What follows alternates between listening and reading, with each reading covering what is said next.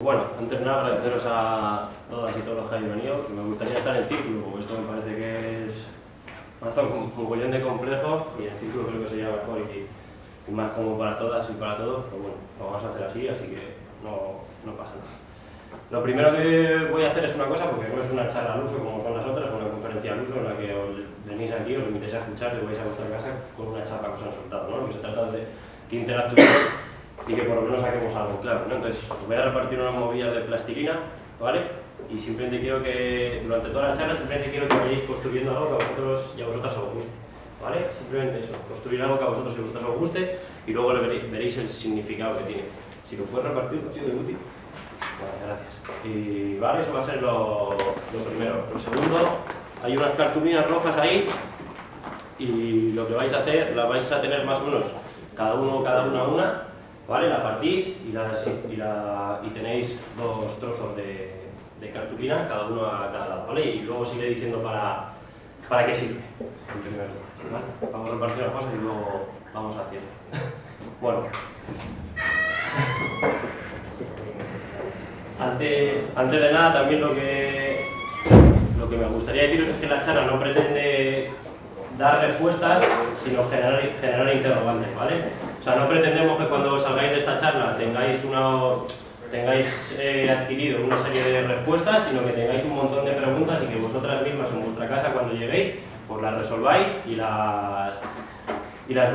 vayáis poco a poco, a medida que vuestro pensamiento avanza y comprobando con otras teorías o con otros escritos, llevando vuestros propios pensamientos, ¿no? Porque nosotras no nos consideramos que estemos en posesión de la verdad absoluta, sino consideramos que estamos bastante equivocados en un montón de cosas y que lo único que va de verdad conseguir que formamos pensamientos útiles es la capacidad autocrítica y el que nosotras mismas construyamos nuestros propios pensamientos.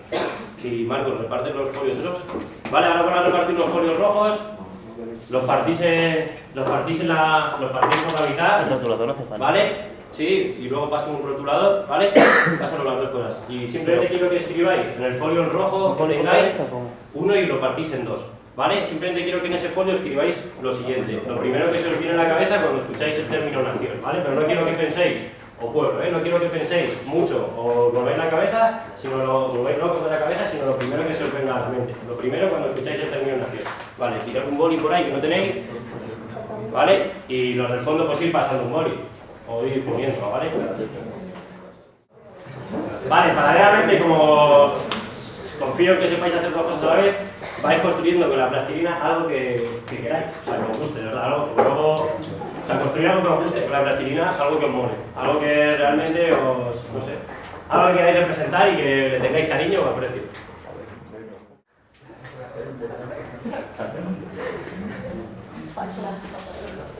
Vale.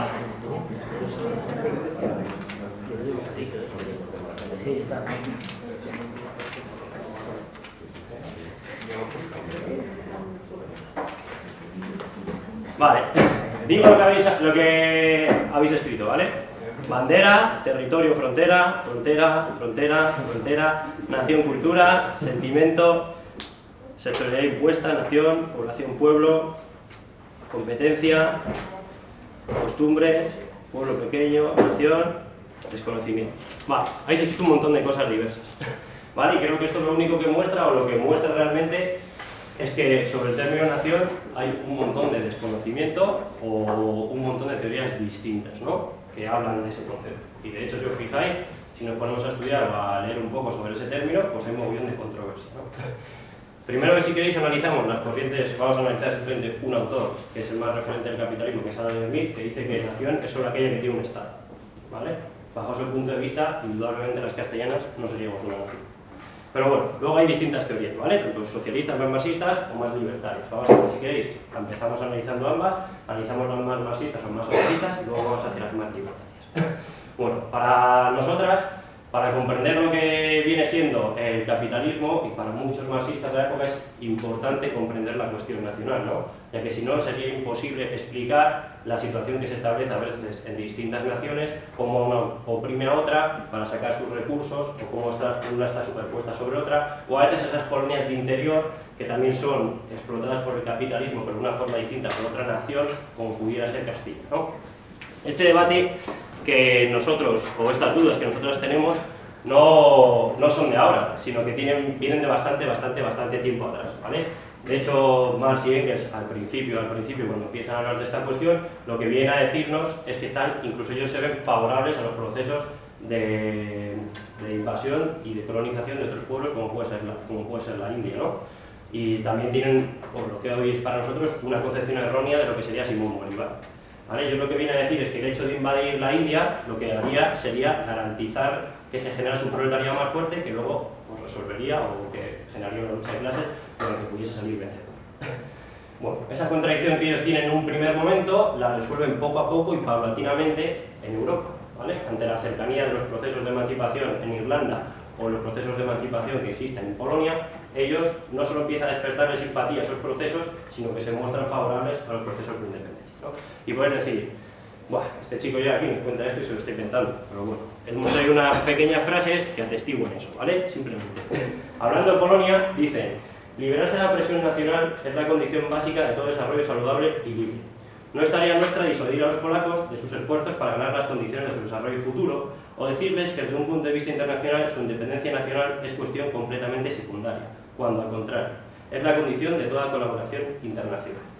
Bueno, ahí vemos cómo se manifiestan más o menos a favor de esa cuestión, ¿vale? También nos gustaría desde Illesca que lo que nosotras digamos siempre lo pongáis en duda, ¿vale? Y que seréis vosotras mismas las que lleguéis a esas conclusiones por vosotras mismas. No deis por sentado nada de lo que decimos, porque es nuestra verdad, fruto de la experiencia, pero la única forma de constatar y de hacer verdades propias y útiles es que llegáis vosotras mismas a ellas, ¿vale? Luego hay una frase que también he destacado, además, porque me parece bastante relevante, ¿no? Que muchas veces es contra el cosmopolitanismo, ¿no? Muchas veces se habla desde determinados espacios o determinadas fronteras, ¿no? Determinados sectores, se viene a decir que pues, yo soy ciudadano del mundo, ni fronteras ni banderas. Un discurso con el que estamos bastante de acuerdo. Nosotros ni queremos fronteras ni queremos banderas, ¿no? Simplemente entendemos de pueblos que son naturales, ¿no? Y viene a referir ahí una frase bastante esclarecedora que a continuación explico, ¿vale? Escuchad, porque creo que es bastante novedosa, ¿vale? Dice, está en una discusión de la época y lo que dice es que los ingleses se rieron mucho cuando empecé diciendo que nuestro amigo Lafargue y otro que acaban de abolir las nacionalidades nos hablaban en francés, es decir, un idioma que no comprendía las 9/10 partes del auditorio. Después sugerí que por negación de las nacionalidades, Lafargue parecía entender muy conscientemente la absorción de ellas en la ejemplar nación francesa. Bueno, pues viene a decirnos a nosotras varias cosas.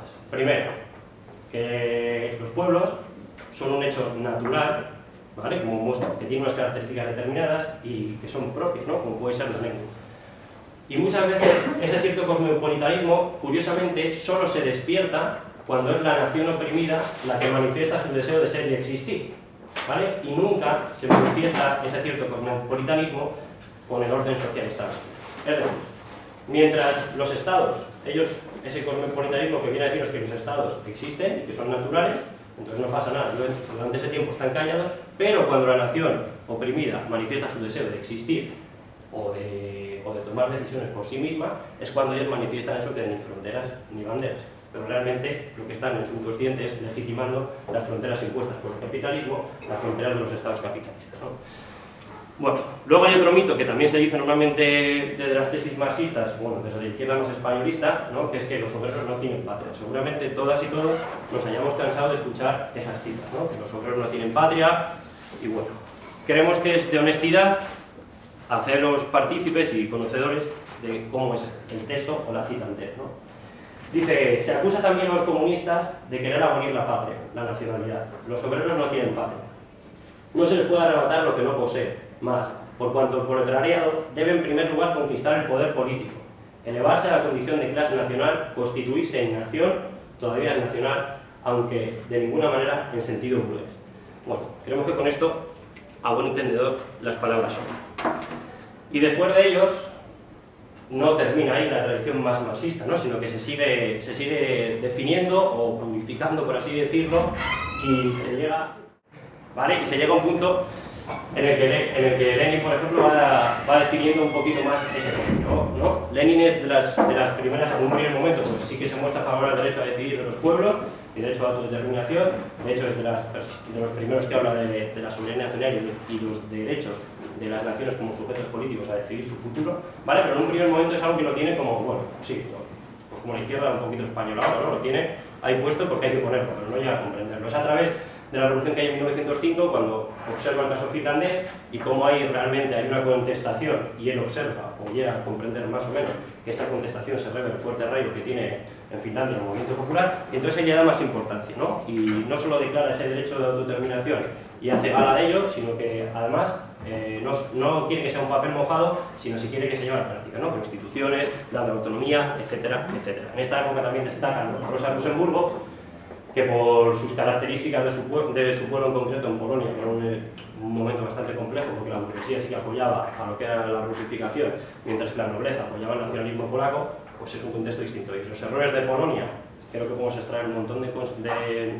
evidencias para el futuro y sobre todo de no saber actuar con la cuestión de los pueblos de una forma eficaz. Bueno, como decíamos, Lenin es el que favorece, el que hace gala, el que más ejemplifica lo que es el derecho a autodeterminación.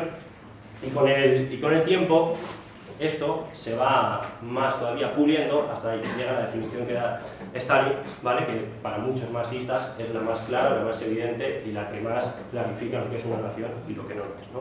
Él habla de una comunidad estable de personas históricamente constituidas, ¿vale? En base al idioma, a la economía, al territorio y a la psicología, ¿vale? En esa cuestión psicológica, muchos se quedan ahí también y dicen, joder, es que es una cuestión de sentimentalismo, yo me siento o no me siento. O bien la siguiente parte que dice Stalin también, ¿vale? Que dice de psicología manifestada en la comunidad de cultura. Es decir, no es lo que yo me sienta o me deje de sentir, sino lo que la cultura que con las presiones colectivas de la cultura manifieste, ¿no?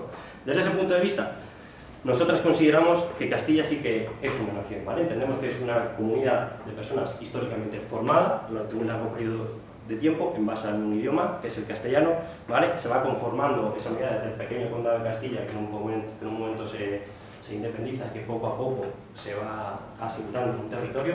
Curiosamente, esa proyección territorial se pone de manifiesto con aquellos proyectos que muestran una voluntad popular, es decir, tanto con la primera revolución de los comuneros del año 1521 como con el Pacto Federal Castellano de la Primera República, que es donde realmente se ejemplifica una voluntad de ser y existir como pueblo castellano, ¿vale? Bueno, también tenemos las relaciones económicas, ¿no? Seríamos una especie de colonia interior, ¿vale? Había una economía productiva que es la que pretendían seguir las gentes de Castilla y una economía especulativa, que luego hablaremos, que era la que pretendían imponernos. Desde ese punto de vista seríamos también una nación porque desde ese momento arrastramos una cualidad o una característica propia que es que aquí no hay una burguesía, esa burguesía que estaba incipiente desaparece como tal y prácticamente hasta nuestros días sigue sin aparecer en el nacional. Y bueno, creo que del acervo cultural vamos a hablar mucho, ¿no? Desde dramaturgos como Pueblo Vallejo, ¿vale? Hasta pintores como Berruguete, o también podemos hablar simplemente de escritores como puede ser Cervantes, ¿no? Creo que el acervo cultural del pueblo castellano es una realidad palpable. Y bueno, podemos pensar que eso acaba con Lenin, ¿no? O sea, con Stalin, que acaba ahí, ya no hay nada más en cuanto a personas que hagan gala de la cuestión nacional desde una óptica más marxista, pero no acaba ahí, sino que sigue. Y para que veamos esto, vamos a poner una serie de ejemplos que no están solo en Europa, ¿no? Porque en Europa, pues ya vamos a poner en Europa, como pues Irlanda y Ace Connolly, que desarrolla el nacionalismo y el socialismo, ¿vale? Luego podemos poner un ejemplo de Asia, como Ho Chi Minh, ¿vale? Que en Vietnam es el que elaboró la revolución, o podemos ir a África y hablar de Patrice Lumumba en el Congo, que también hace gala de ello, ¿no? Y bueno, con esto, para nosotras quedaría más o menos definido que desde una óptica marxista, nuestro marco territorial de Castilla sí que es una nación, ¿no?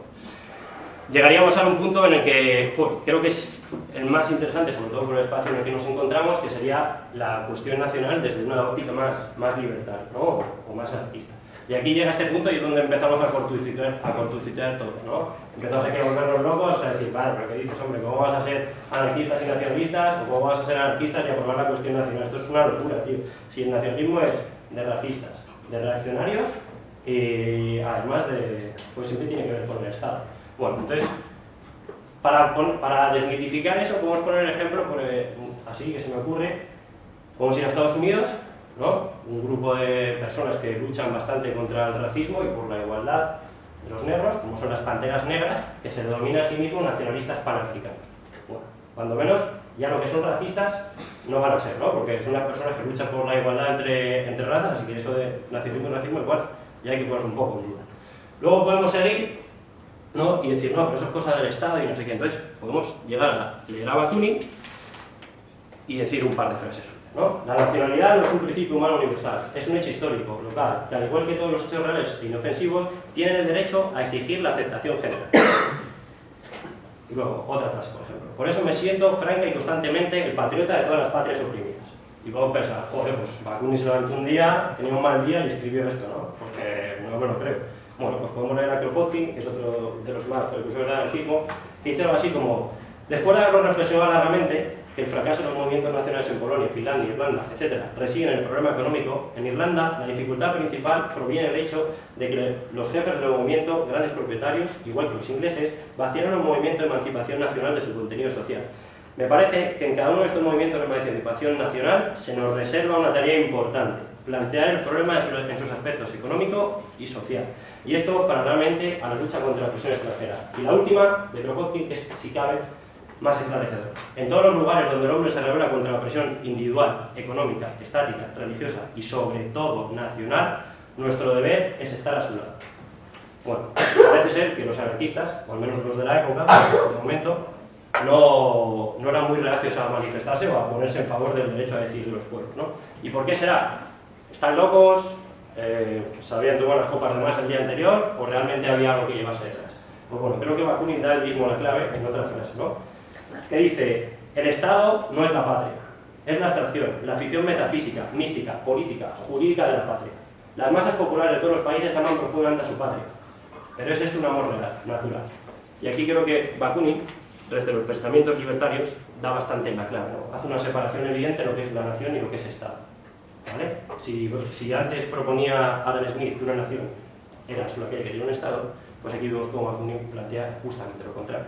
Y de hecho nosotros venimos o mamamos mucho de esa tradición, ¿no? Porque no consideramos que para ser nación hay que tener Estado, porque si no, por ejemplo, nadie se podía explicar el caso de los kurdos. Hoy por hoy nadie duda que los kurdos sean una nación, no tienen Estado, ni de la nación gitana, ¿no? Los gitanos son una nación aunque sean nómadas, y para nosotras, las castellanas, también somos una nación aunque no tengamos Estado. Pero bueno, sobre todo lo más interesante, bueno, luego podéis leer también la Asociación Polaca Revolucionaria. Si pensáis que esto lo estoy inventando o que no está muy esclarecedor, leéis el programa de la Asociación Polaca Revolucionaria que habla de esas cuestiones y ahí lo ejemplifica bastante bien también, ¿vale? Bueno, lo principal de separar la nación y el Estado que hace Bakunin, porque Bakunin sobre todo aboga por una federación, espera un momento, eso es, por un nacionalismo federalista frente a un nacionalismo de Estado, ¿no? Él lo que abogaba era por el pensamiento libertario en general, por una libre federación y una agrupación de esas federaciones, ¿vale? Esas federaciones irían desde los municipios, que son los más pequeñitos, ¿vale? Una libre federación de municipios que luego se articularía en una federación y luego esas federaciones se articularían con otras, ¿vale? En cuanto a esa federación respondería, como dice ahí, a cosas naturales, culturales, es decir, la nación la equipara con el pueblo en ese momento Bakunin, ¿vale? Porque dice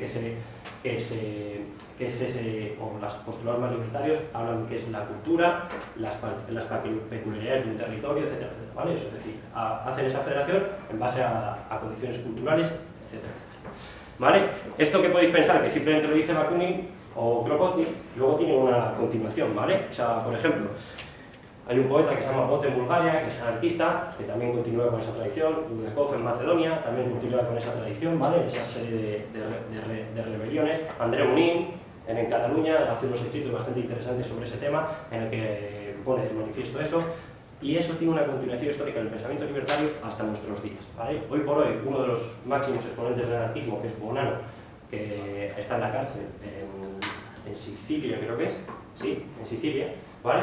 Hace una declaración o hace una apuesta teórica, porque desde su punto de vista como libertario, el hecho de no reconocer al Estado ni siquiera para el marco de lucha significa lo siguiente: significa ya estarnos liberando del yugo del Estado desde el primer momento. Es decir, él considera que el movimiento libertario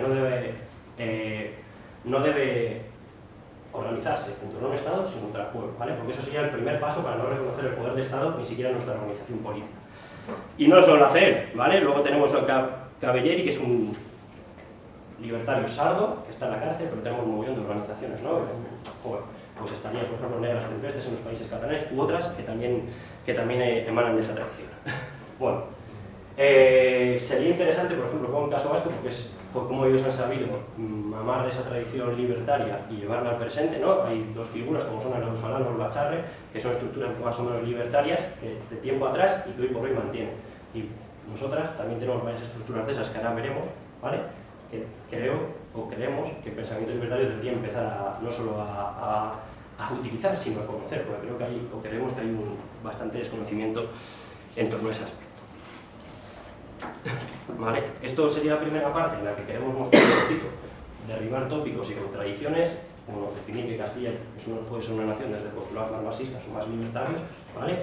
Que es una nación, que nosotros lo creemos, y sobre todo también que no es incompatible sentirse libertario con estar en favor del derecho a decidir, y sobre todo sentirse marxista y estar en favor del derecho a decidir o de la construcción nacional de cada pueblo. Ahora simplemente quiero que hagáis una cosa con la otra hoja que tenéis, ¿vale? Que es la segunda parte, que está muy interrelacionada con esta, que es que cojáis y apuntéis lo que para vosotras sentís, pensáis o creéis cuando escucháis la palabra Castilla. Lo primero que se os venga a la cabeza, lo primero. Me da igual que sea algo con connotaciones negativas, sí, me da igual que sea algo con connotaciones negativas, me es indiferente, o sea, estamos para eso.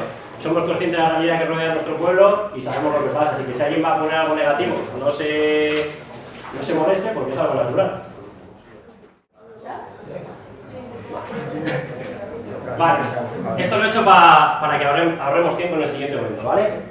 Hemos definido que Castilla es una nación, podemos quedarnos que sí que no, más o menos creemos que queda evidenciado que sí, pero ahora hay que ver si es oprimida o no es oprimida, ¿vale? Entonces, ¿salís tú y Rocío? Por favor, ¿tenéis aquí un momento? ¿Yo? Sí, ¿vale? Vale, hemos visto eso, ¿no? Que Castilla es una nación de distintos pueblos, ¿vale? Ahora, pues voy a comprobar si es oprimido o no seguir haciendo eso, que os voy a contar una cosa de ellas.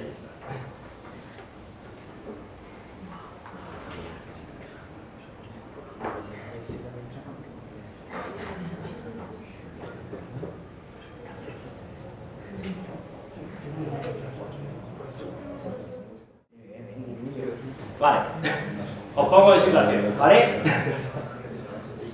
Normalmente la situación de opresión más drástica que hay o que más visual puede ser es la del maltrato a una compañera, ¿no?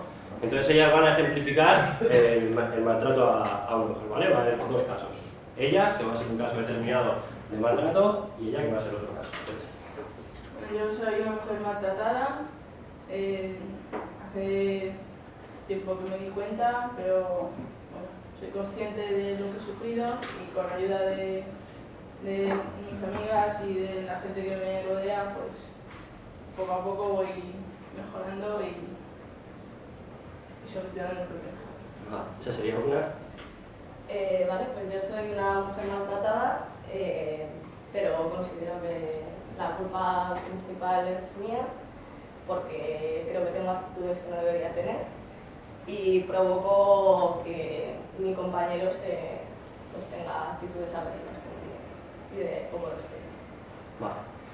Y ahora para vosotras, ¿cuál de las dos personas o cuál de los dos ejemplos que os he puesto consideráis que estaría más oprimido? ¿La primera o la segunda? La segunda. La segunda, ¿no? Vale, voy más. Vale, la segunda, ¿no? O sea que podemos llegar casi a una evidencia o a una... ¿Tres es igual? Yo creo que sí, ¿no? La presión que parece que es igual para los dos. ¿Y tú crees que es igual cuando eres consciente que cuando eres inconsciente? La presión es la misma, lo que pasa es que una me da cuenta. Vale, y tú, si de cara a solucionar un problema, es más eficiente cuando eres consciente de ese problema o cuando todavía no eres ni siquiera consciente de ese problema. Hombre, cuando eres consciente. Entonces puedo llegar a la evidencia o al acuerdo, más o menos, ¿no? A ver si parece que en una situación de opresión, la inconsciencia o no tener conciencia de ser una persona oprimida es casi más chungo que tenerla y ser consciente que eres un sujeto oprimido, ¿no? ¿Puedo llegar a ese acuerdo? Sí, ¿no? Vale. ¿Qué características sacaríais de una mujer como ella? ¿Qué características veis en ella? Joder, lo que ha descrito, ¿qué observáis en ella? Es sumisa. Sumisión, autoodio, ¿no? Se echa la culpa de todo, se autoodia a sí misma, ¿vale? y desprecio de sí misma, porque también se desprecia a sí misma, porque aguanta lo que aguanta, pues se desprecia a sí misma. Y sobre todo, una de las cosas que más importante es casi prácticamente el desconocimiento de sí misma, ¿no? Ni siquiera se conoce, o sea, está ahí, no sabe muy bien lo que hace ni lo que no, una persona en sus cabales nunca permitiría o legitimaría que alguien le violente, ¿no? En cambio ella está tan desconcertada y desconoce tanto lo que es hoy por hoy que se siente así, ¿no? Vale, pues quedaos con eso, ¿vale? Hemos dicho autoodio, desconocimiento, por ejemplo, ¿vale? Y vamos a ver las definiciones que antes habéis dado de Castilla. Comuneros, hogar, pueblo, lugar y espacio, desconocimiento, conquista, dominación, pinos, reino, campo, trigo, pasión, identidad, olvido. Como está puesto 3, olvido como una forma. Vale. Bueno, seguramente si hiciésemos esta pregunta sobre otro tema, mogollón de gente hubiese puesto palabras o elementos que hacen o que diferencian una cultura, ¿no? En cambio nadie ha puesto nada, o algún suceso importante en la historia de nuestro pueblo. Creo que eso es el primer síntoma del desconocimiento, ¿vale? Que nadie siquiera ha sido capaz de poner, salvo uno, ningún suceso que haya puesto, que haya sido importante en nuestra tierra. Y no solo eso, si preguntásemos esto sobre cualquier pueblo, la gente pondría algún personaje destacado de esos pueblos, ¿vale? Y aquí no hemos puesto siquiera un personaje, lo cual muestra un poquito ese desconocimiento, ese olvido, y aquí tenemos un poco también de autoodio, como veis. Hemos dicho dominación, conquista, ¿vale? Un poquito de autoodio, dos características que son bastante similares a la que antes sacamos de esa mujer oprimida que no era consciente de ser, ¿no? Bueno, quizás para lo mejor para combatir el desconocimiento es hablar de nuestra propia historia, ¿no? Que muchas veces no se habla. Entonces, vamos a hablar un poco para combatir ese olvido, de cosas que son típicas de aquí y que no conocemos. Por ejemplo, las vetrías. Nadie sabe lo que es, ¿no? Antes hablábamos del Ausolán o del Pacharre y las vetrías. ¿Qué es eso de las vetrías? No tenemos absolutamente ni idea. Ni siquiera los compañeros que son, o las compañeras que son más libertarias llegan a conocer lo que es una vetría, ¿vale? Esto estamos hablando que es el siglo IX, casi llegado un poquito mediados del X, ¿vale? Y en Castilla hay una forma de articularse que es la siguiente, ¿vale? Las personas de un determinado pueblo deciden democráticamente quién va a ser su representante. Estamos hablando del siglo IX. Es cuando menos curioso, ¿no? Y que encima no lo conozcamos. Y estas podrían ser vetrías de mar a mar, en las que las personas lo elegían a la persona del señor, que podía ser cualquiera, da igual su origen, u otras en las que ese origen sí que debía serlo. Bueno, pero en el año en el que estamos creo que es bastante novedoso. Luego también podemos hablar de las comunidades de villa y tierra, ¿vale? Las comunidades de villa y tierra, estas tenían su propia administración de justicia, tenían su propio ejército, y el concejo era la estructura en la que se articulaban internamente y su representación externa. Hay personas que llegan a hablar de esas estructuras, del concejo y los concejos abiertos, como auténticas repúblicas democráticas y populares, ¿vale? Es curioso que nosotras, por ese desconocimiento, ni siquiera seamos conscientes de esa realidad que tenemos en nuestra tierra, que seguramente en otro pueblo, si existiera, como existe y como se ve, harían gala de ella. Nosotros no, ni siquiera somos conscientes de ello. Otra de las cosas que podemos hablar es la revolución de los comuneros, que más o menos yo creo que es lo que más se conoce, o lo único que se conoce. Pero ¿alguno podéis decir en vuestro libro de historia de cole cuánto ocupaba la revolución de los comuneros? Un parrafito así, ¿no? Bien. Resulta curioso que una revolución tan importante, que uno de los mayores ideólogos y que toda la izquierda tiene en cuenta y que se denominan a sí mismos marxistas, pase por encima de eso, de esa realidad que describe más, que habla de la revolución de los comuneros como la primera revolución moderna de la historia. Y nosotras y nosotros apenas la conocemos, ¿no? Bueno, para ponernos en contexto y que veamos la importancia que tuvo esta revolución, estamos hablando de un momento en el que era una economía bastante productiva, había ciudades bastante pobladas como podían ser Medina u otras, y era una economía estaba pujante, ¿no? En ese momento llega Carlos V y no solo no sabe castellano y desprecia bastante a este pueblo, sino que paulatinamente lo que va a hacer va a ser utilizar a Castilla como una colonia interior para sufragar sus campañas militares, ¿vale? La revolución de los comuneros se puede ver en tres aspectos o tres características. Una de tipo más económico, ¿vale? Que es aquella que hablaría de una economía productiva frente a una economía especulativa, es decir, a los comuneros una economía que pretendía redundar en los y las castellanas, y luego la economía especulativa que proponía Carlos V, que era simplemente para redundar en ciertos centros de interés, como pueden ser Flandes u otros, ¿vale? Se podía ser una perspectiva, que es la que hacen autores como Josep Pérez u otros. Luego tenemos otra serie de perspectiva, que es una perspectiva que habla de un punto de vista más político o nacional, que habla de soberanía nacional, ¿vale? Frente a una soberanía que se diluye en el imperio y que no decide la gente, sino que decide el imperio por la gente. Y de ahí ese lema de Castilla se pertenece a nadie perteneciera de esa misma época. Y otra, de una índole más social, que habla de participación, ¿no? De una revuelta para que la gente sea la que pueda decidir libremente y la que sea la dueña de su futuro. Por eso esos lemas de los comuneros de nadie es más que nadie, o de común es el sol y el viento, común es la tierra, o que mande el reino sobre el rey y no el rey sobre el reino. Estamos hablando de 1521, que es bastante avanzado para la época. Para que veáis esto, que a veces creemos que nos inventamos un montón de cosas nuevas o que las cosas nos vienen llovidas o otras traer con otros pueblos, ¿vale? Los comuneros en su época ya se articulaban en asambleas, y cada una de sus asambleas, en la que los imperiales de la época despreciaban diciendo que todos tienen igual voz y voto, de esas asambleas emanaba una figura que era la figura del vocero, que era el encargado de decir lo que en esa asamblea se había hablado en otra reunión en la que fuesen voceros del resto de las asambleas, ¿vale? Parece bastante similar a nuestras articulaciones en los movimientos populares, ¿no? Estamos en asamblea, luego hay un representante de cada un sitio, parece bastante similar, ¿no?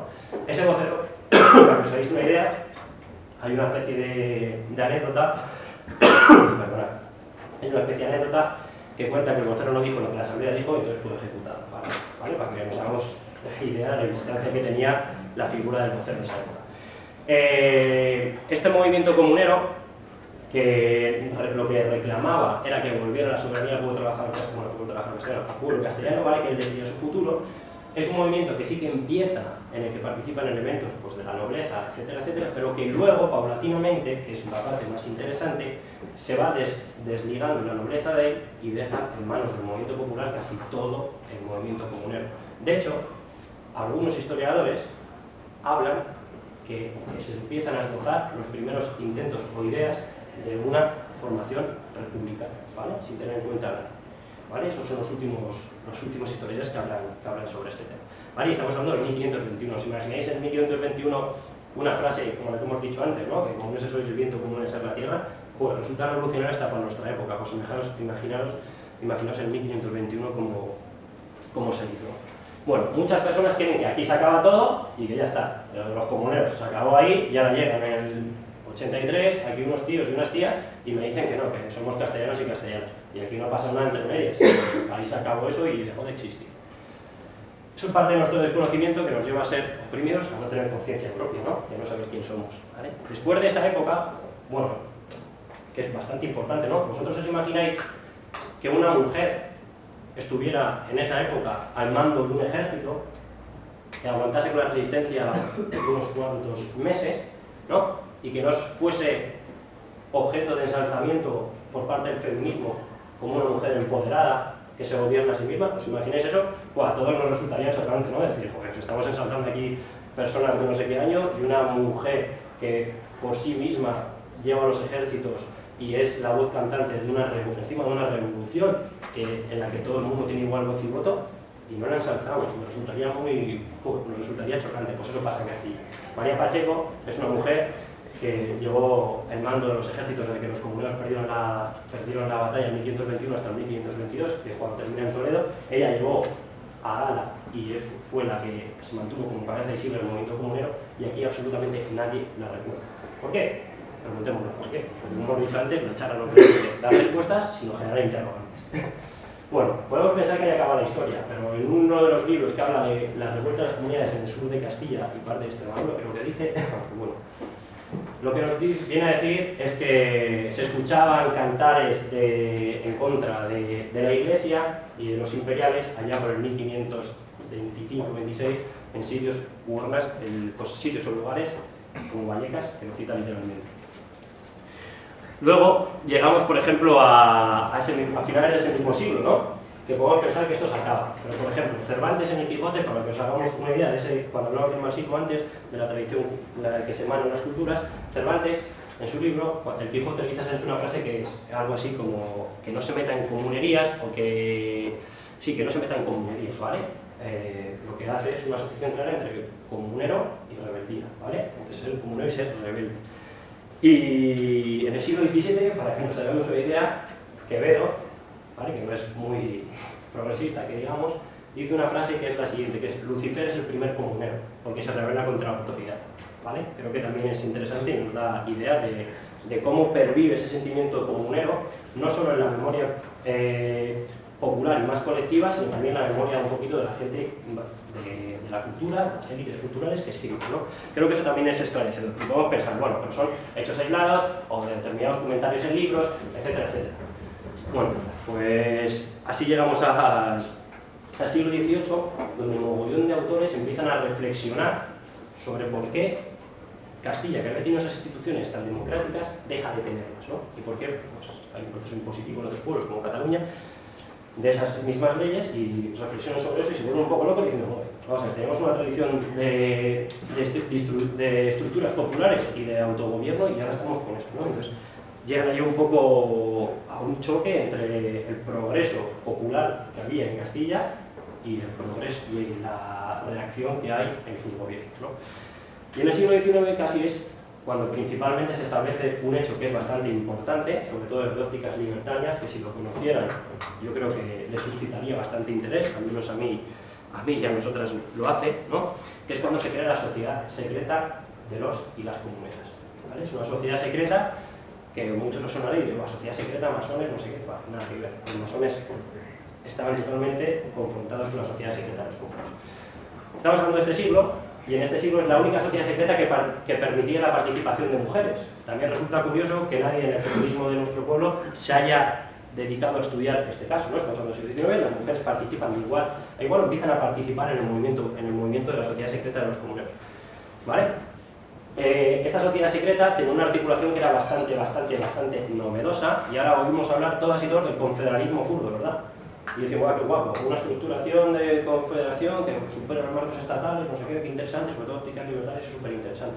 Bueno, pues las comuneras del siglo XIX, la sociedad secreta de los comuneros se articulaba en torres, ¿vale? Y esas torres, que eran, ¿cómo se llamaban? ¿Vale? Se confederaban una a otra en una federación, ¿vale? Que era la confederación, o sea, esas federaciones y una confederación, que era la confederación comunera. Podemos decir, bueno, igual eran, pues eso, tres chavales que tenían un caballo y se subían encima de él y iban por ahí.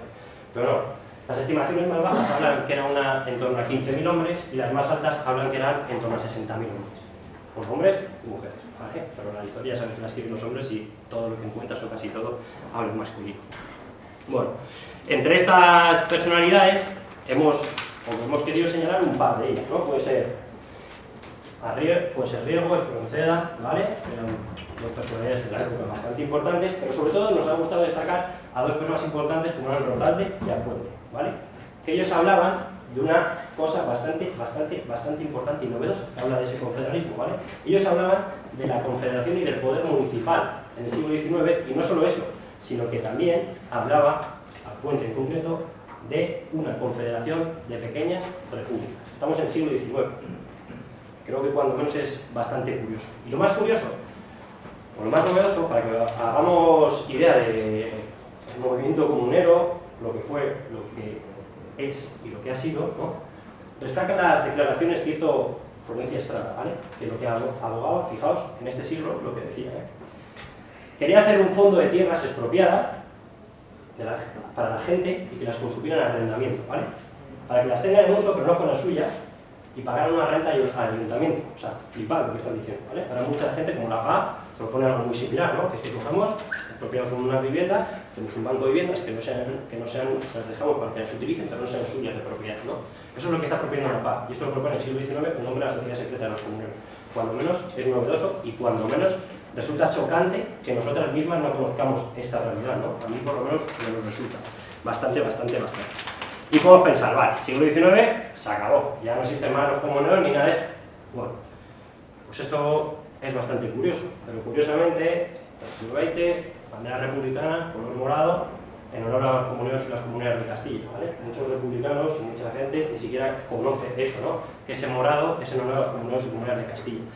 tampoco conocen que el partido mayoritario en esa época generó un pacto que se llama el Pacto Federal Castellano, que firman 17 provincias castellanas, ¿vale? En el que lo que hacen es manifestar su deseo que Castilla sea un sujeto soberano con capacidad de decidir sobre sí mismo, ¿vale? Resulta curioso. Pero más resulta curioso cuando en la Segunda República, y curiosamente coincide, cada vez que el movimiento comunero está fuerte, coincide con momentos en los que hay avances o progresos, ¿vale? Porque en el siglo XIX, que hablamos antes, ellos también se declaran liberales, pero radicales en ese sentido, ¿vale? Y también luchan contra ese liberalismo pastelero que se empieza a llamar, ¿vale? Que es prácticamente como el absolutismo, salvando distancias, ¿eh? Pero bueno, estamos en la Segunda República. En la Segunda República también empieza a germinar o a florecer un intento de generar un estatuto propio para Castilla, para que el pueblo castellano sea un sujeto propio, ¿vale? Ese estatuto, como está en la guerra civil, cae en el olvido y desaparece, pero también creo que es una cosa a tener en cuenta, y más novedoso todavía. Siempre ensalzamos a nuestras brigadas internacionales, que chapó por ellas que vinieron aquí, y a la gente que lucha aquí ni siquiera sabemos que también, aquí no estamos en universitaria, pero estamos en una opción universitaria también, el batallón de los y las comuneras de Castilla luchó en el frente de acción universitaria y estaban de 3.000 hombres o así. De hecho, es bastante, ¿no? Es bastante, cuando menos, curioso que siempre se vuelva a coger ese nombre para denominar determinados aspectos de revolucionarios, ¿no? Como en ese caso era el batallón de los comuneros de Castilla, que nos ponían personas del mogollón de provincias castellanas. Bueno, podemos pensar que esto es una cosa que simplemente decimos aquí, que solo valoramos nosotras, que somos los que nos preocupa un poco de estudiar la historia de Castilla o de rescatar al olvido, pero bueno, si nos vamos a Sudamérica, en Nueva Colombia y esos sitios hay unas cuantas revoluciones que se llaman también a sí mismas revoluciones de los comuneros, y se llaman así en honor a los y las comuneras. Y una cosa que no sabemos, porque no hemos comprobado y todavía desconocemos, pero por ejemplo los mapuches, no sé si sabéis lo que es, ¿vale? Es un pueblo oprimido también, sin más, también se denomina a sí mismos comuneros mapuches, mapuche comunero, ¿vale? Curioso, ¿eh? En otros sitios ese término haya arraigado más que nuestro propio pueblo. Bueno, y después de esa Segunda República, digo para seguir con el hilo histórico y morado, ¿vale? Que parece que desaparece, no desaparece. Después de la dictadura, según aparece la transición, ya empieza a aparecer esos intentos de autonomía, y en 1983, esto lo paso rápido porque más o menos lo conocéis, se genera la Unidad Popular Castellana, que es el germen de todo lo que es el castellanismo moderno, ¿vale? Sigue avanzando, en el 1993 se crea la Juventud Castellana Revolucionaria en Burgos, que luego se expanden por Valladolid y Madrid, ¿vale? Y después todo esto cristaliza, bueno, se crean Mujeres Castellanas y otras organizaciones, y todo eso cristaliza en un proyecto común que es el de Izquierda Castellana en el año 2000, ¿vale? Luego en el año 2006 la Junta de Revolucionarias cambia el nombre y se llaman ¿vale? Y eso sería un poquito ese hilo comunero y morado que describe esto, ¿vale? Eso en cuanto hablamos del desconocimiento, ¿vale? Y podemos pensar, bueno, existe esto de conocimiento, ¿vale? Pero eso no es indicativo de nada, porque las naciones son algo dinámico, que evolucionan y van cambiando. Entonces igual nosotros hemos dejado de ser una y hemos pasado a ser otra. Bien, nosotros hacemos una reflexión en torno a esto, ¿no? Quizás haya que plantearse o reflexionar qué interés hay detrás de una evolución o involución, porque por esa misma regla de tres también podemos decir o argumentar que es una evolución la sociedad de consumo hacia la que vamos encaminados, ¿no? Si no somos autocríticos, bueno, pues evoluciona. Y al final acabamos todos pues, teniendo un centro comercial en nuestro barrio, los montes destrozados, ¿vale? Y yendo a consumir al McDonald's o a tomar algo en McDonald's, ¿no? Pensamos que hay que ser críticos y críticas con ese aspecto de evolución, involución, y saber a qué intereses responde. Entonces, podemos hablar de dos ejemplos concretos, vamos a poner. El idioma, ¿no? El idioma decíamos que era la base en la que, o uno de los elementos principales que generan una identidad colectiva, ¿no? Y nosotros hablamos castellano, ¿no? Vale, si alguno de vosotros va al colegio, hoy, o a un instituto, si me apuráis, y preguntáis a los chavales qué idioma nada, ninguno te va a decir que habla castellano. Todos te van a decir que hablan español. Lo digo todos, te estoy diciendo un 95%, ¿vale? Los que trabajamos en colegios así, más o menos, lo tenemos bastante claro. ¿Esto a qué responde? ¿Es casual? ¿O es que ha habido un intento de asociar Castilla con España o castellano con España. Bueno, pues poniendo el ejemplo de la lengua, creo que va a ser bastante esclarecedor, ¿vale? Hay un catedrático de lingüística que es... Bueno, no me acuerdo, se apellida Cabrera, ¿vale? Que lo que viene a decirnos es que hay una identificación de lo castellano con español a través de la cuña de Menéndez Pidal, ¿vale? Que lo que busca es justamente eso, identificar lo castellano con lo español para servir de legitimación a la creación de un Estado o de un imperio como es el español, ¿vale? Y lo ejemplifica muy bien con un ejemplo bastante concreto y equipara lo que pasa con el castellano en el Estado español con lo que pasa con la variedad del toscano en Italia y la generación de Italia, ¿vale? Y es normal, si a nosotros y nosotras nos llegan ahora y nos dicen, oye, habléis castellano, ya no va a pasar a hablar un montón más de gente, no pasa nada, vuestro idioma no va a peligrar, ¿vale? Ahora, si cambian tu nombre, a tu lengua, su procedencia, su historia, te quedas sin uno de los elementos principales para generar esa identidad popular y esa identidad colectiva. Es decir, te desposeen de tu identidad y entonces tú no te identificas absolutamente y no tienes un elemento común, como puede ser la lengua, para identificarte con tu propio pueblo. Eso es lo que pasa un poquito en Castilla, ¿vale? Os pongo un ejemplo determinado. Imaginaos que ahora nosotros hablamos inglés. Aquí, estamos hablando inglés, ¿vale? En Madrid, hablamos inglés. Y en Guadalajara y Segovia se habla inglés. Gaélico, ¿vale? Imaginaos, que se habla gaélico. Entonces llega un tío aquí y dice, oye, vuestro idioma no lo vamos a llamar inglés, lo vamos a llamar español mismamente, ¿vale? Y lo impone en Guadalajara y en Segovia. En Guadalajara y en Segovia hay manifestaciones bastante fuertes porque están en contra de que les impongan ese idioma, y aquí nosotras nos quedamos pues, a gusto porque nuestro idioma no peligra, no pasa nada, no está desapareciendo. Pero con el tiempo, al final, lo que pasa, o lo que pasaría, es que nos identificaríamos. No solo con ese idioma, ¿vale? Porque ese idioma se crea en torno a un Estado, que es el nuevo Estado que se va a llamar Estado español, que va a componer, en el ejemplo, Guadalajara, Segovia y Madrid, ¿vale? Y nos identificaríamos con ese proyecto y con esa idea, y nos habrían desposeído de la peculiaridad de nuestra lengua y de un elemento para identificarnos a nosotras mismas con él, ¿vale? El ejemplo de la lengua no es un ejemplo aislado. Tenemos el ejemplo de todos los héroes o personas que han sido importantes en la historia de Castilla. El empecinado es una figura que lucha contra el absolutismo, es una figura que es bastante, que de hecho es el que se entierra los restos de los comuneros, etcétera, etcétera, una persona bastante importante en ese aspecto, en el sentido común, y se identifica con el españolismo, ¿vale? Eso es bastante esclarecedor. Y ese desconocimiento y ese autoodio que emana de ese desconocimiento, pues también se ve lo que viene siendo ayudado por otra serie de cuestiones, ¿no? Como la división territorial, ¿vale? Te explico ahora.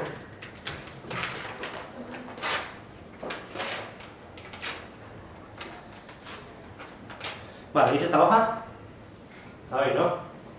Más o menos. ¿Algunos se acuerdan de la forma que tenía al principio? No, ¿verdad? Pues eso es lo que pasa con Castilla. Si tú coges, tienes esto, ¿vale? Más o menos, no me acuerdo cómo está, a ver, tampoco. ¿Vale? Pues más o menos, tienes esto, lo fragmentas en 4 cachos distintos, ¿vale? 4, en nuestro caso han sido un montón más, ¿vale? Han sido 5 en concreto. Y encima, luego, este 5, uno de estos 5 lo dotas de más identidad y de una identidad superflua o traída de fuera para que rompan los lazos con esto, pues para que rompan los lazos con el resto de cachos de este pueblo, pues al final tienes esto, ¿vale? Que un pueblo, una comunidad adquiere su identidad, otra, y la identidad colectiva, que es la popular, desaparece. Y podéis decir, bueno, pues las otras identidades también pueden ser populares. Vamos a analizarlas, ¿vale? Vamos a analizar esta identidad, que por ejemplo ponemos que es el caso de Madrid, ¿vale? Madrid se separa en el año 1983 de una parte de Castilla, ¿vale? ¿Quién pensáis que puede haber decidido esa separación? ¿Nosotras? Democráticamente llegamos y votamos que queríamos separarnos del resto de Castilla. Vale, ¿quién lo decide? La Cámara de Comercio. ¿Qué es la Cámara de Comercio? El capital financiero, ¿vale? ¿Es un avance? ¿Es un retroceso? ¿A quién conviene este avance? ¿A quién no? ¿A quién conviene destrozar Castilla? ¿A quién no? No sé. Muchas preguntas, ¿vale? Imaginaos, encima de esto, ¿qué elemento típico tenemos los que vivimos en la Comunidad de Madrid? Cultural. ¿Qué bailáis en el cole cuando erais pequeños? Chotis, ¿no? El chotis viene del Scottish, que es de Escocia, y aquí no se conocía hasta que luego se conocía, más o menos, pero no es algo propio de aquí, ¿vale? Se trae aquí para forjar una identidad. Y otro dato, imaginaos, otro sitio, vale. La Rioja, por ejemplo, ¿vale? ¿Qué elemento, o sea, qué conocéis de La Rioja?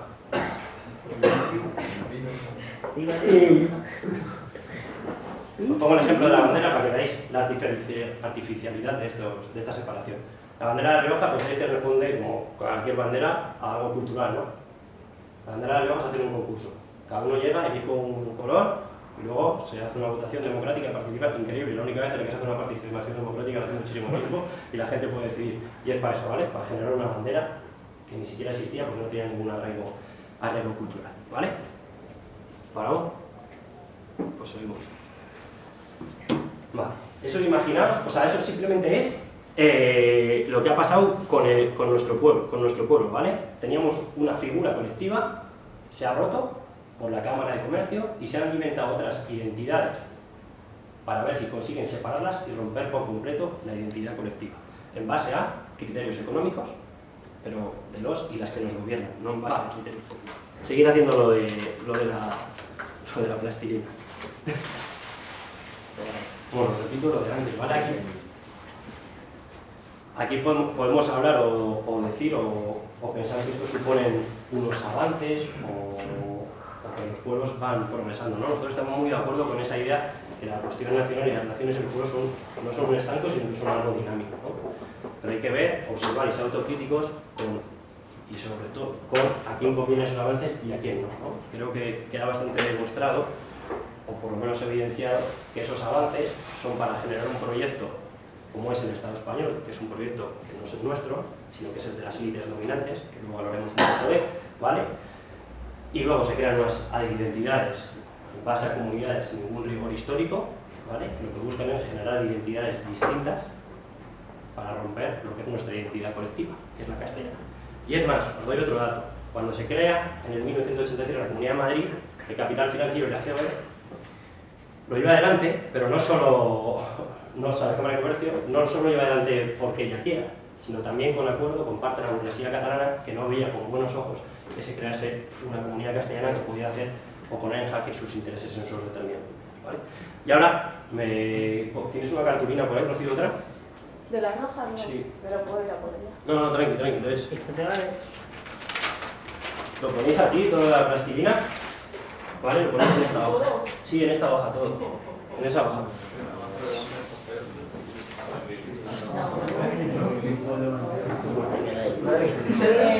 ¿Solamente puede ser una hoja? No, en dos, me da igual.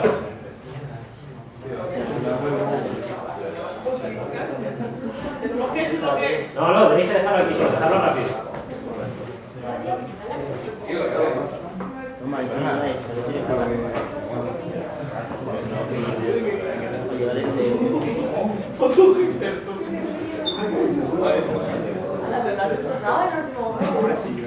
Venga,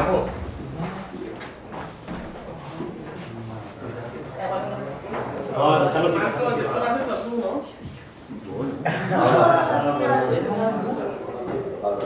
Vale, os vais sentando.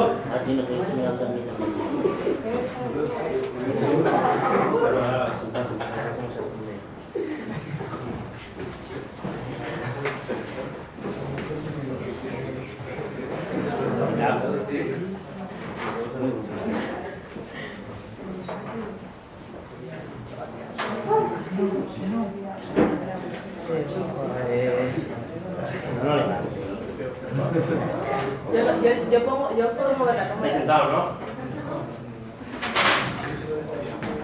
¡Qué mala! ¡Qué cebón!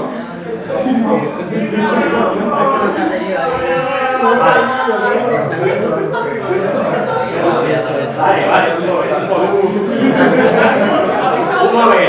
momento. Vale, ¿qué habéis sentido? Ya no vengo más. Que te vamos a pegar. Vale, ¿qué habéis sentido? Rabia, ¿no? ¿Qué más habéis sentido? La rabia de la impotencia. Impotencia. Matada. ¿Qué más habéis sentido? Decidlo, o sea, podéis caer en mí, no pasa nada. Luego recojo, ¿eh? Puedo tirar la frustración. ¿Qué más? Opresión. ¿Algún sentimiento más? Represión. Vale, Y las Ha roto mis ilusiones. Patriotismo. pues hay sentido de odio, hay sentido de impotencia, hay sentido de represión. Vale. Como sobre todo lo que se trata con las charlas que se dan es ponerse en el lugar del otro, y no hay mejor forma de ponerse en el lugar del otro que comprendiendo sus sentimientos, eso que vosotros habéis sentido cuando se está reventando esto, es lo que sienten los pueblos y las naciones oprimidas cada día que se levantan. Cada día que no pueden ejercer su derecho a decidir, cada día que no pueden mostrarse como son, y cada día que su cultura se ve pisada, dinamitada y borrada del mapa.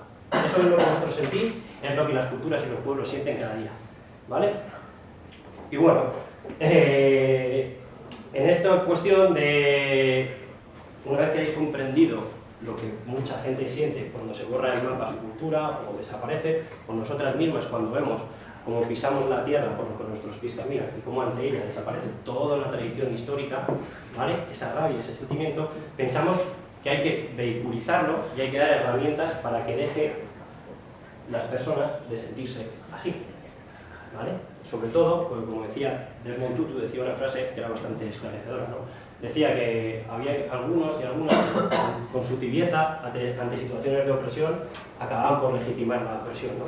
Y sabemos, todas y todos, por todos los casos de opresión que hay, que ser neutros en determinadas posturas y no tener un posicionamiento no colabora ni ayuda a solucionar ese problema, sino que colabora a mantenerlo, ¿vale? Y en base a eso nosotras pensamos que tiene que haber una herramienta o que tenemos que elaborar una determinada estrategia para solucionar esos problemas.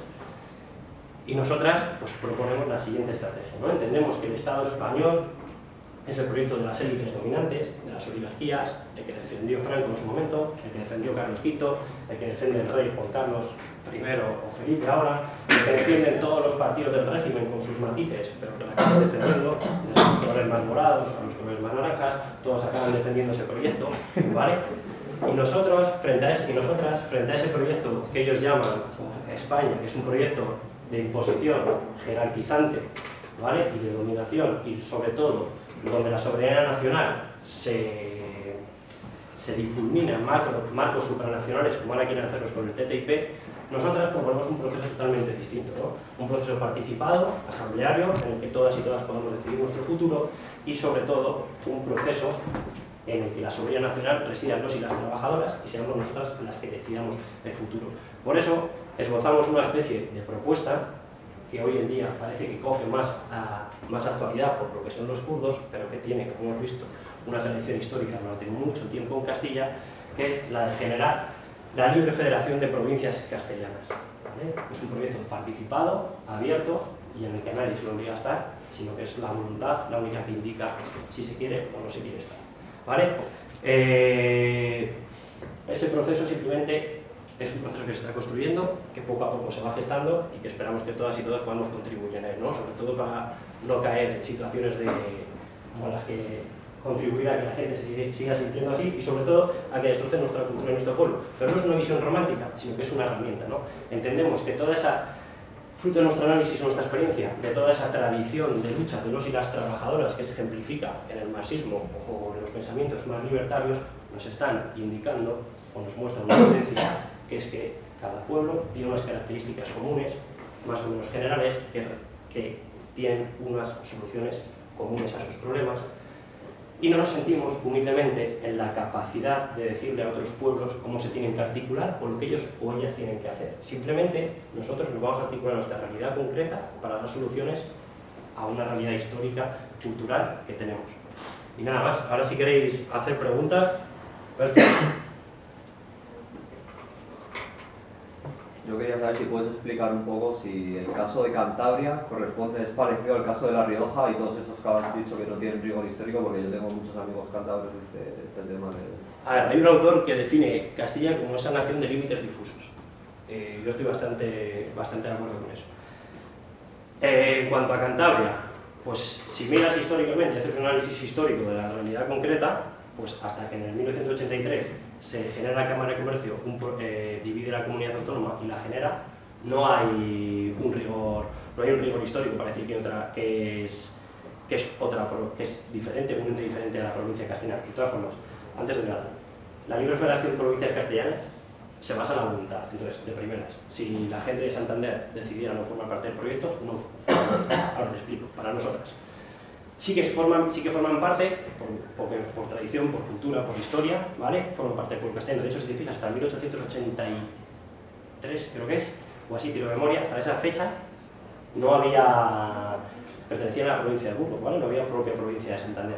Y el rigor histórico que tiene la bandera, por ejemplo, no es un rigor histórico en base a la cultura o algo así, es de las formaciones marítimas, ¿vale? Los barcos de la época llevaban, en el puerto de Santander, llevaban dos colores, que eran rojo y blanco, y por eso se ponían, ¿vale? Pero nosotras pensamos que el rigor histórico, desde los tiempos, participa en la Revolución de los Primeros, participa en el Pacto Federal Castellano, desde la gente que empieza ese proceso de repoblación de las partes cristianas de Castilla son gente venida justo de la montaña cántabra, ¿vale? Entonces, no sé, para nosotros sí que somos lo mismo, somos el mismo ente y el mismo pueblo. Y sobre todo, desde una óptica más marxista, ¿vale? Analizando los 4 patrones que hay, los 4 patrones que hay, sí que vemos que somos lo mismo.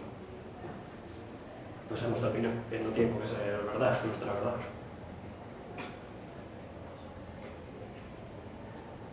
Bueno, yo tengo otra pregunta. Sí, ¿cómo nos podéis convencer desde Yesca, ¿no? para decir que hablar del elemento de la identidad castellana es imprescindible para llegar a la gente con un discurso, para que la gente le llegue el discurso de clase, ¿no? Porque me parece que no es de todo pragmático en un momento que la gente tiene tan arraigado que es española, ¿no? Y ¿cómo podéis explicar eso, la utilidad de la identidad castellana? Nosotros podemos hablar nuestra opinión, ¿no? El proceso de convicción lo llevará cada uno en su casa. Bueno, pues un poquito lo que decíamos antes, ¿no? Viendo el análisis que ha hecho durante tanto tiempo distintos autores de lo que son las realidades concretas y las realidades más de los pueblos, cómo se ejemplifica o el hecho nacional y lo que ha sido de utilidad el hecho nacional o el formar parte del hecho nacional para conseguir la revolución social, fruto de eso vemos que ese análisis es equiparable al que hoy hay por hoy en el Estado español, ¿vale? Pero para eso no nos basamos solo en el pasado, que en el pasado fue útil y pensamos que no se equivocaban y por lo tanto extrapolando no se equivocan, sino que lo que vemos en el presente es lo siguiente. Los sitios donde mejor se han mantenido la industria, mejor se han mantenido las condiciones laborales, más conciencia de clase hay, son los sitios donde más conciencia nacional hay. Es decir, en Galicia está el sindicato CIGA, ¿vale? Que ha convocado 2 o 3 huelgas generales, por ejemplo. En Euskal Herria está la y ELA, que son los sindicatos que más fuerza tienen. En los países catalanes está no me acuerdo cómo se llama. La JOS, creo que es, ¿vale? Que tiene un mogollón de fuerza, ¿vale? Y se han mantenido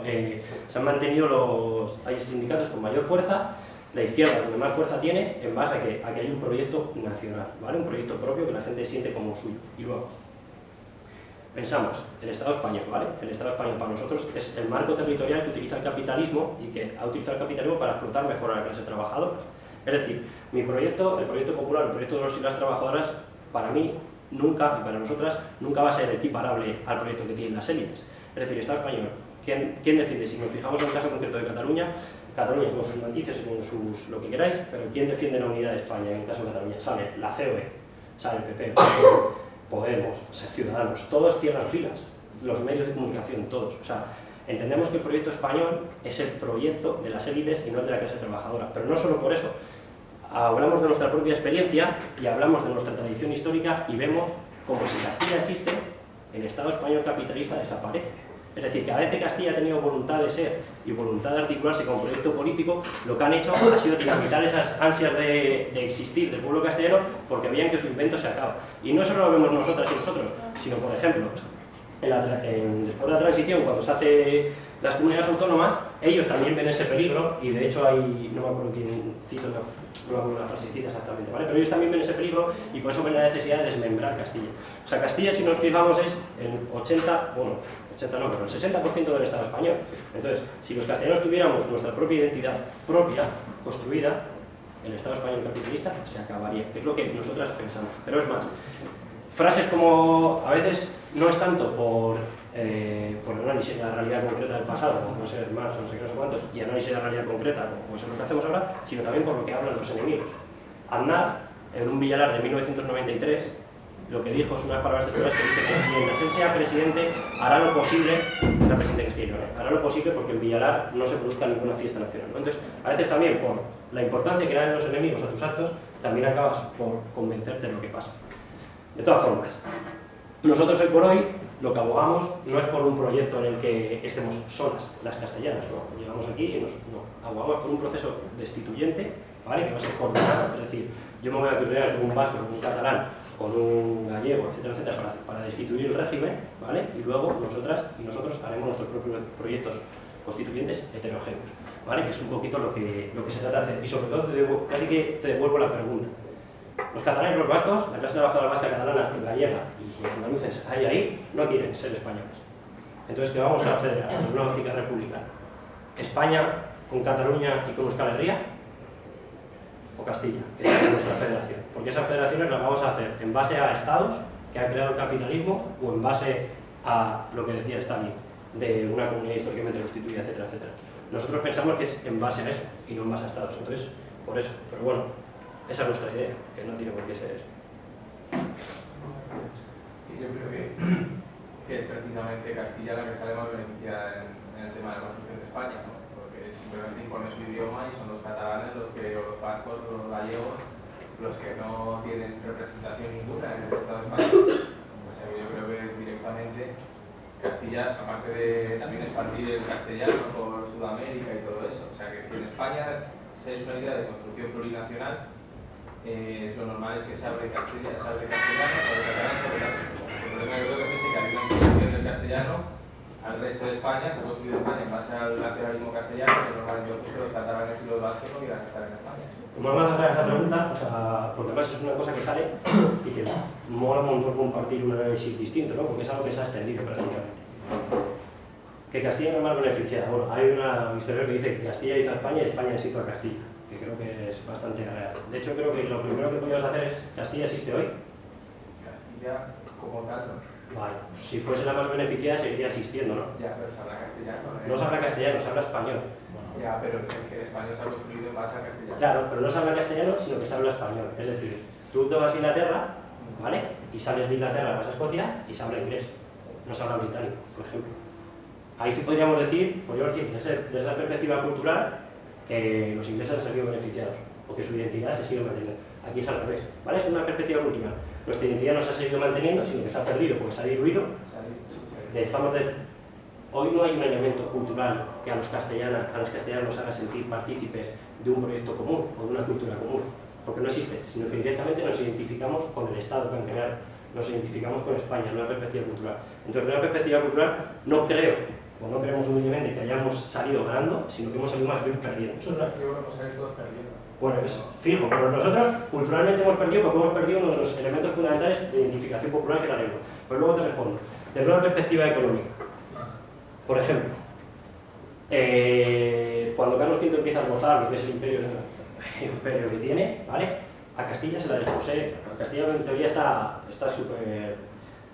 súper bien posicionado, ¿no? Y recibe un montón de beneficios. Bueno, esos beneficios van a las élites dominantes y lo que se hace que se convierte en Castilla es una colonia interior, ¿vale? Es decir, que Castilla se desposee de la lana, de todos sus recursos y toda su economía productiva, que no van a redundar en Castilla, sino que van a redundar fuera de ella, ¿vale? Por eso después, si te fijas, los siglos después hay una decadencia de Castilla económica que flipas, que prácticamente desaparece, y por eso hoy todavía arrastramos que lo que pasa hoy en día, ¿vale? Que hay una madrilización de Castilla y una descastellanización de Madrid, ¿vale? Todas las ciudades de despoblación, todas las ciudades independientes de urbe, ¿vale? Entonces, para nosotras no es que hayamos salido beneficiados, sino que al contrario, hemos desaparecido, y no solo hemos desaparecido culturalmente, sino que económicamente arrastramos unas carencias.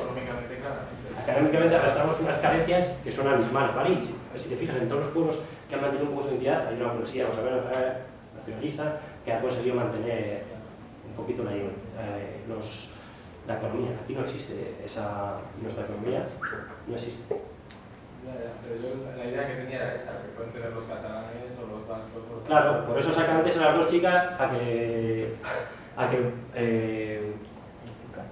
ejemplificaran dos tipos de opresión distintos, ¿vale? Creo que uno está más oprimido cuando es inconsciente que no está, que cuando es, porque encima, como veis aquí, nos echamos la culpa de lo que pasa. Encima somos mazo malos, que invadimos, ponemos idiomas a la peña, no sé qué, cuando no, o sea, nosotros... Es que estamos dirigidos por las élites de Castilla.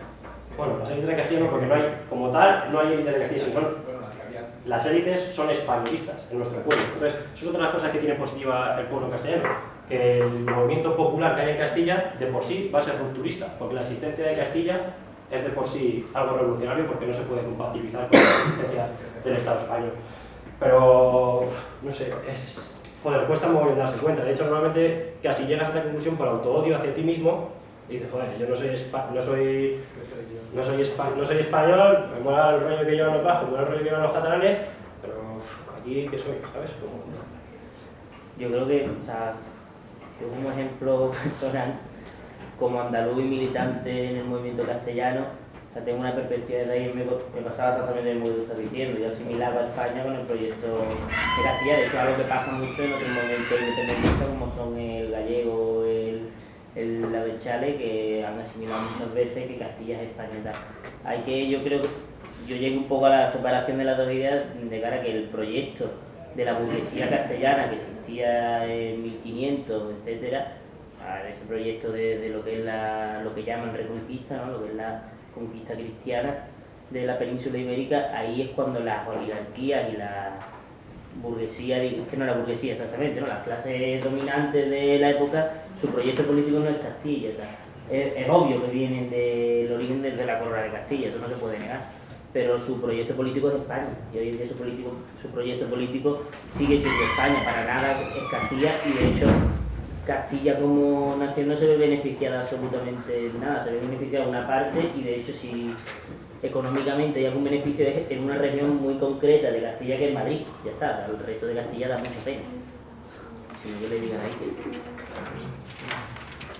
¿Había otra pregunta? Sí. Escucha, si alguien más quiere preguntar, lo digo porque me tengo que ir al curro, 10 minutos más y me voy, ¿vale? No, es una gilipollez. No, tranqui. Bueno,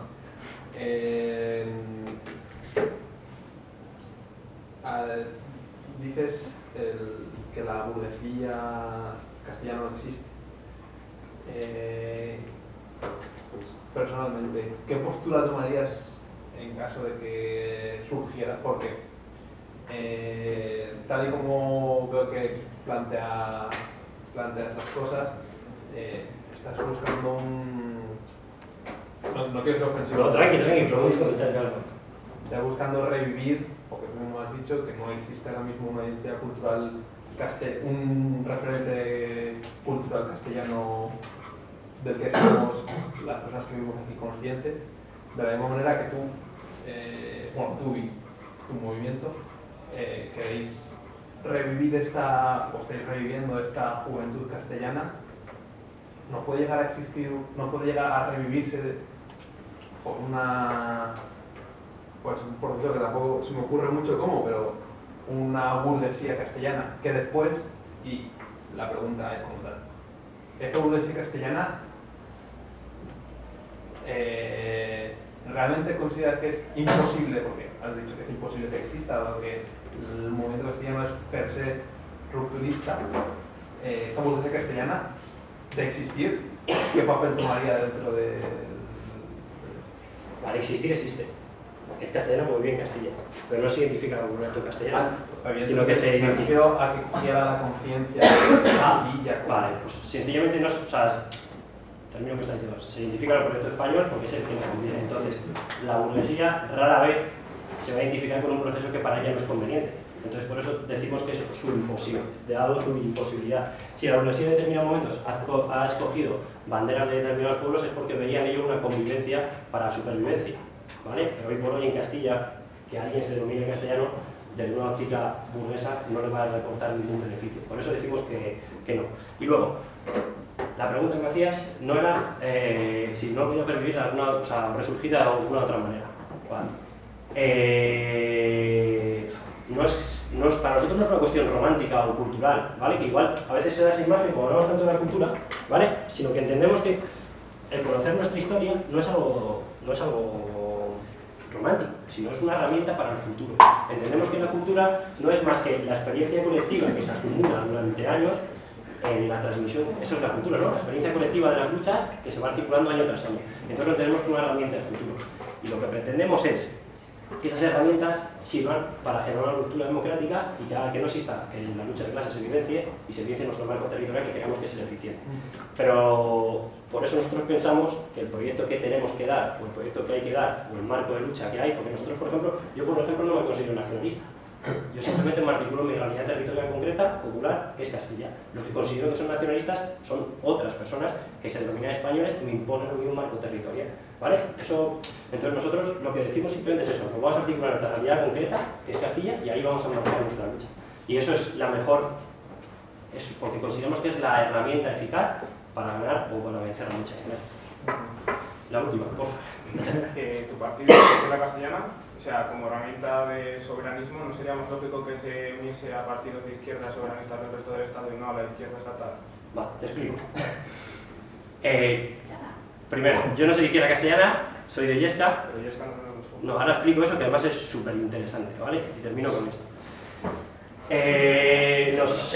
A ver, te primero explicar. Sí que, y tampoco Izquierda Castellana es un partido, ¿vale? Simplemente son una serie de asambleas populares que hay a lo largo y ancho de Castilla que de vez en cuando entienden que es útil presentarse en la vida institucional, ¿vale? Pero no es un partido político. De hecho, si te fijas en su estructuración, no hay secretario general, no hay nada. Simplemente son asambleas, aunque sí es verdad que poco a poco pues, se va tendiendo a una configuración más marxista de la organización. Y sí que sería más útil, desde mi punto de vista, esto es súper personal, sí que sería más útil unirse con el resto de izquierdas soberanistas, ¿no? Pues sí, de hecho cuando se hizo Iniciativa Internacionalista en el 2005-2006, eso es lo que se hizo, ¿no? Se unió con la izquierda vasca, con la izquierda independiente, pero también se unió con la izquierda republicana respetuosa con el derecho a decidir en la práctica, ¿vale? Que creo que es lo que está haciendo. Y ahora, supongo que lo preguntas por lo que pasa ahora con las elecciones, ¿no? Vale. Es un proceso contradictorio. Pero bueno, te explico. Lo que ellos han visto, o lo que ellos nos han comentado, es que también en nuestro pueblo hace falta generar un referente institucional distinto, ¿vale? Que no existe. Y ese referente va a contar con las bases más rupturistas de UP, ¿vale? Y en torno a eso es por lo que han querido conveniente esa alianza, para empujar a ellos a una posición de ruptura. Evidentemente son bastante conscientes que no viven en Euskal Herria ni en Cataluña, que ya hay un sustrato político, ¿vale? Y una sociedad y social amplio para generar una herramienta institucional, ¿vale? Pero aquí hay que generarla, y esa generación no va a venir de la nada, sino que va a contar con Peña, que estaba antes en otros partidos. Y a futuro espero que al final pues, ese germen de unidad popular que haya sea la unidad popular de nuestro pueblo y sirva como herramienta útil para relacionarnos con el resto. Y te explico por qué no es un partido o por qué no queremos los partidos. Porque si algo nosotros hemos aprendido o hemos extrapolado del análisis de la realidad es que no tenemos tanto que ver con la tradición del marxismo más europeo, ¿vale? Que es una estructura eurocéntrica, que está el partido, no sé qué, los jóvenes, el sindicato, ¿vale? No, nosotros y nosotras emanamos más de la tradición del socialismo más africana, que las primeras personas que las exportan al Estado español es el Movimiento de Liberación Nacional Vasca, ¿vale? Y en esa tradición lo que es esto, es una estructura heliocéntrica, ¿vale? Que es un círculo, y en el círculo hay distintos apartados, ¿vale? Estaría el movimiento juvenil, más político, la organización política juvenil, el movimiento popular juvenil, ¿vale? El estudiantil, el movimiento de las mujeres, el sindicato de trabajadores y la izquierda castellana, que podría ser la representación institucional, pero no lo es, ¿vale? Y todo estaría en un círculo, en igualdad de condiciones, y estarían interconectados por una idea, ¿vale? Y eso no es un partido, simplemente es una representación electoral, ¿vale? Y es de la tradición un poquito que nosotros consideramos que es más útil. Yo creo, o sea, que para puntualizar una cosa, de cara a la política de aliarse con otras fuerzas independentistas del Estado, la izquierda castellana mantiene relaciones con, además el otro día, ¿con quién era la declaración que salió hace el 4 de diciembre? Con todos los 5. O sea, estaba desde Izquierda Republicana de Cataluña a los partidos de izquierda derechales, estaba también los de Galicia, no me acuerdo si era Renegado, el NOP, ¿cómo era? Todavía no me acuerdo quién era. Un montón de organizaciones que sí están. Lo que pasa es que articular a nivel estatal una estrategia electoral es bastante más complicado. Se ha hecho alguna vez a nivel de las europeas, como Iniciativa Internacionalista o los pueblos, ¿cómo se llama la de las últimas europeas? Por los pueblos deciden, ¿verdad? Y ahí no participó Izquierda Castellana, pero sí crear una alianza estratégica de cara al electoral es muy complicado. Entonces, de eso quizás en algún momento sí se pueda llegar a hacer, pero actualmente la estrategia está más en un marco de luchar cada pueblo por intentar crear alguna iniciativa electoral cuando exista ese referente, que tú seas el referente electoral, entonces puedes aliarte electoralmente en otro pueblo, pero si aquí ahora mismo no hay, o sea, Izquierda Castellana no es referente electoral institucional para nada. Entonces, ¿cómo va a aliarse con Bildu o con las CUB o vete tú a saber con quién? ¿Para qué? Si aquí no te vota nadie, porque no te has presentado nunca. Entonces, un poco primero empezar a construir esa idea, es lo que yo entiendo. Yo no estoy muy de acuerdo con lo de UPyD, yo te lo digo, que hay mucha diferencia realmente. Bueno, pues nada, gracias a todos por venir, pues no ha sido un día difícil, porque había un montón de cosas en la universidad también que ir, y lo agradecemos de verdad, y sobre todo a la Asociación de Estudiantes Malagueños por invitarnos, que pues, para nosotros es bastante importante poder tener la oportunidad de expresarnos o dar un toque distinto a lo que normalmente el discurso que hay preponderante. Así que nada, gracias a todas.